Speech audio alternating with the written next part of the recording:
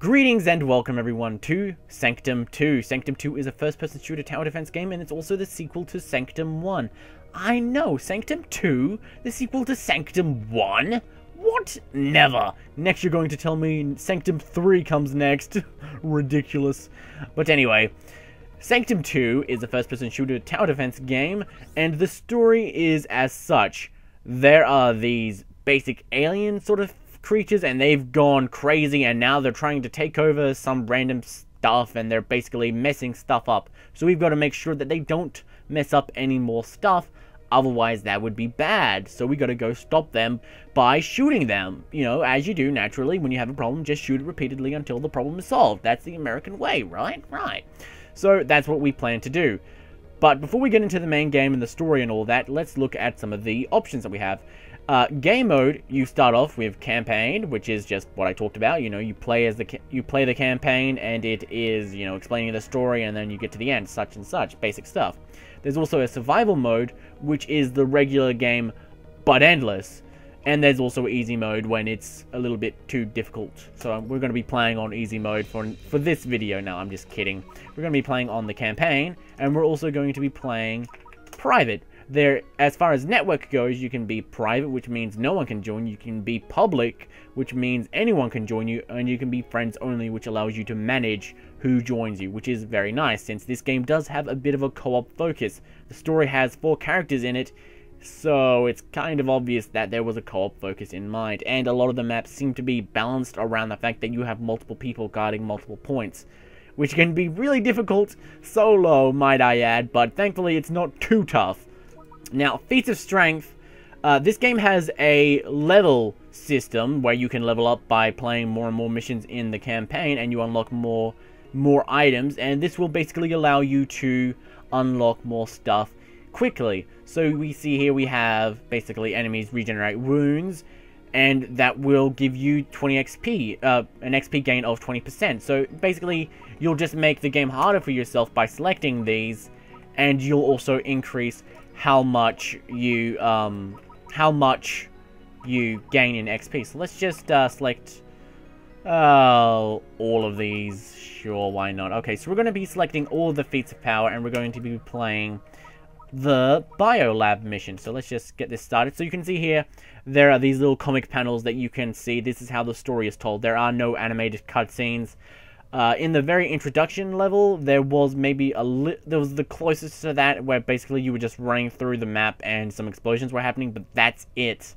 The rest of the story is told through these cutscenes. These comic scenes. No cutscenes at all. So, okay, let's get into the actual characters. Now, we have 4 characters: Sky Autumn, Sweet Autumn, Simo, and Hygen Hawkins. As far as character traits go, Sky is a badass, Sweet Autumn is a badass little kawaii girl, Simo is a badass robot, and Hawkins is a badass guy. So it's a badass group, so I'm going to be picking Sky Autumn. Each of these characters have their own special ability. Sky can double jump, Sweet has better air control, Simo has better accuracy, and Hygen has more health. I'm going to be picking Sky Autumn because of her double jump, which allows you for greater movement. Well, it kind of allows for greater movement. I mean, yes, there is this little lady here who has great air control according to the game, but I don't believe the game. I think this little lady has better air control because of the double jump. Now, as far as your loadout is concerned, you have one primary weapon that is locked to your character. You can see here that we have an assault rifle that's locked to us. This little lady has a Rex that's locked to her. This little guy has a sniper rifle, and this guy has a shotgun. And so each of these characters have those locked to them. So if you want to use a sniper rifle, you can't use a sniper rifle and be able to double jump with this little lady. You have to be the robot who has greater accuracy, and then that's how it works. It seems a bit strange at first, but it starts to make sense as their special abilities are balanced around the fact around their weapons. So Rex can push this little girl backwards a lot, so that's why she has great air control, so she can maneuver herself while she's being controlled through her rocket thing. This guy has better accuracy, which makes sense with a sniper rifle, and his ability deals more weak spot damage, so he's a very accurate sort of character. The only one I really don't quite understand is the double jump with this little girl. I think her name's Sky. Yes, it's Sky. No, don't exit to the world map. Yes, Sky. Her double jump doesn't really, like, mesh that well together with an assault rifle, you know? Fully automatic rapid-fire assault rifle. Special ability that is related to it is double jumps. Yeah, okay. Not that I'm complaining, though. The double jump is really cool. Anyway, the secondaries are where you have the most freedom in terms of your weapons choice. You can either have none. Why would you? I don't know. You can have a voltaic hand cannon, you can have a battle rifle, and an ETK Tesla prototype. Each of these have their own special abilities. This one has a the battle rifle has a high velocity explosive round. The voltaic hand cannon has electrical orbs that penetrate enemies, and this one has a high-powered electricity stream that hits an area. So they are very unique in how they act, which is good. Now, the second part in your loadout is what towers you have. You have a cannon, you have Gatling, you have lightning, you have AR mine dispenser, you have all of these towers to choose, so there's a lot that you can pick. So I'm going to be picking the cannon, the ACP, the Gatling, and the Violator. There we go. So the cannon is basically a machine gun. It just shoots enemies. So this is a good all-around tower. So you can see in their statistics just underneath their little thing is like right, hold on, can I select it? There we go. Right here, it'll say their damage, speed, and range. These give you information on the tower and how they perform. They tell you, how much damage it does, how much speed it has, or how rapidly it fires, and the range at which it can fire at. So it's very nice, very basic, and very simple. Okay, so here is also your perks. These are passive little bonuses that you can get. You can either have none or you can select one. I would prefer you select one because it'll make it easier for you. But anyway, I'm going to be picking these two perks here, which allow you to deal 5,000 damage to enemies you land on, and increases your air control, and movement speed is increased by 25% and gives you the ability to double jump. Since we can already double jump, that gives us the ability to triple jump, which is not too bad. So now let's get it started. Okay, so let's explain some of the basic gameplay mechanics. So we can see here, these things just dropped from the sky. I don't know where they came from. We got a roof here, so I guess they were up there. They were glued up there, and now they're just coming down. I don't know. Anyway, if we pick these up, we are given these tower bases, which we can place around the map, which we need in order to create a tower. So let's also pick up this little scrap metal here, which is our currency, so that we can purchase some actual towers. Now you saw that at the bottom there, that these towers went from being red to being blue. That gives us the ability to purchase them. So let's just add those. There we go. So now we've got 2 towers added. And if you saw, when we purchased a tower, that took away both of our scrap metal and also our tower bases. So it takes one of those both. So now if we had already placed, say, a tower base, and we had just placed a tower on top of those, it wouldn't take away a tower base, but it would take away our currency, and then that's sort of how it works. Alright, so now let's get this game started. So these are the basic enemies that I was talking about. I need to watch out so I don't hurt myself, because if I do die, then I won't be respawning because of those feats of strength that I picked up. Okay, wow, this is the first wave, and it's already quite tough. Wow, okay. Oh, dear. Oh, my God, they regenerate health so damn quickly. Wow, that is insane. Okay, I maybe should have prepared more for this. Oh, damn, I was not ready. I was not ready. Okay, but yes, so you are playing a first-person shooter tower defense game, and you need to shoot these guys in first person and defend your little base. The core here that I'm standing right on top on, that so graciously allowed me to use it as cover. This is called the core. The enemies will walk right up to it, and then they will bang and smash at it until it is destroyed. You can see there's a health bar of 4,000. Once it reaches 0, that's it. We are dead, and that is the end of the mission. So we need to make sure that it doesn't reach 0. There we go. Let's just place this down.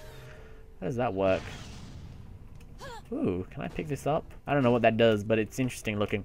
Okay, so yeah, that's our main goal, protecting that thing, and we need to kill all of these guys before they can get there in order to destroy it. So that is our main goal. That's just basically what this game is. We just run around trying to kill these guys before they can kill everything. My God, they move fast. These are runners. They do a lot of...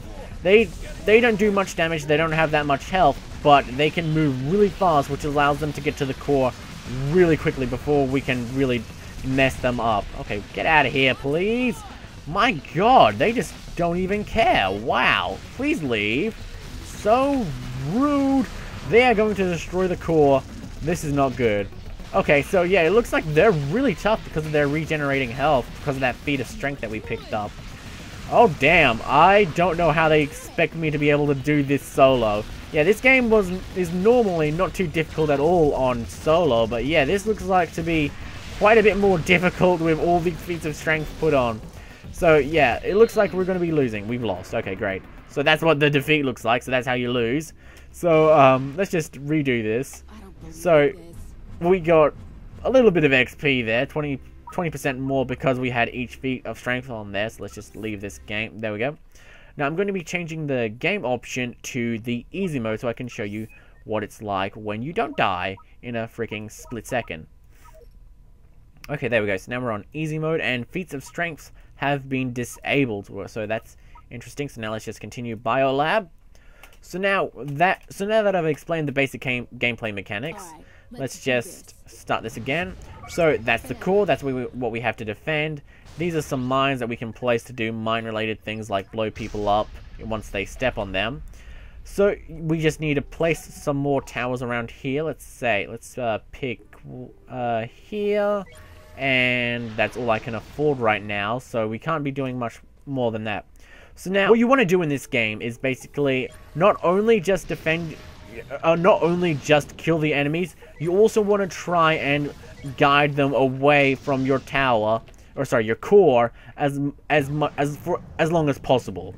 So they'll be attacking, and you want rather than having them attack your core and just going directly to it, what you want to do is you want to just guide them around your tower for as long as possible. So that is your main goal in the game, just to use these blocks that I just placed here.